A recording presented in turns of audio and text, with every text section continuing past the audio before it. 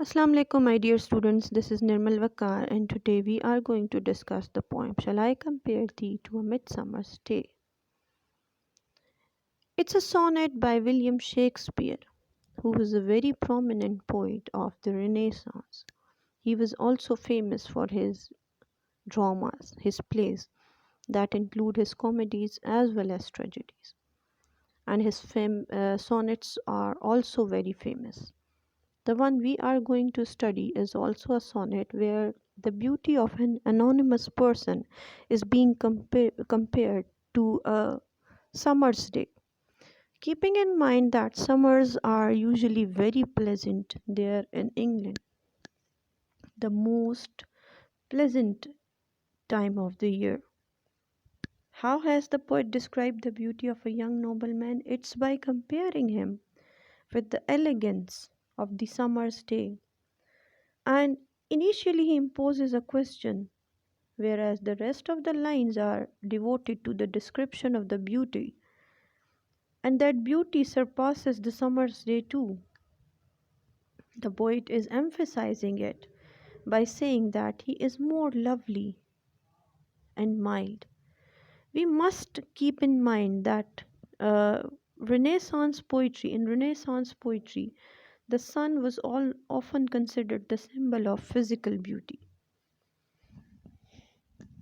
How, according to Shakespeare, will the young nobleman become immortal? It's through his verses that the beauty of that person will become immortal.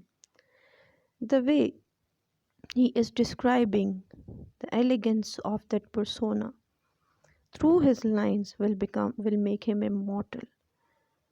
According to Shakespeare, the young man's beauty is not subject to decay and exploitation. And in order to enhance the effect of the image that he wants to portray, he compares him with a season that is also eternal and the entity like sun that's never going to diminish till the end of this world.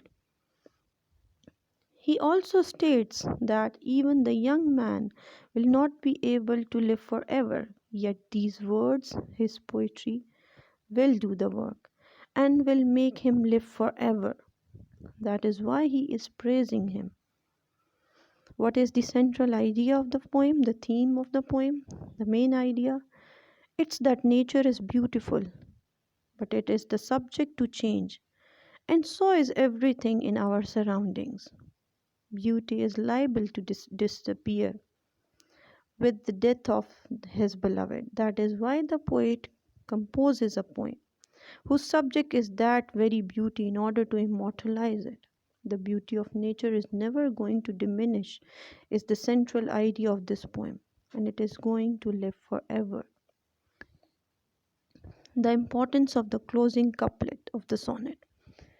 The sonnet ends in a defined couplet where the poet says that as long as the world endures, his poetry will survive and will reanimate and recreate the youth. The youth has been immortalized to the poet's eternal verses. According to the poet, the people with whom he speaks through his poetry will live on, and in that way, the future readers of his poetry will get to know that there was once a persona, once a person who was the poet's inspiration. Hence, the beauty may not literally survive, but the praise of that beauty in the poet's words can never fade away entirely. Thank you.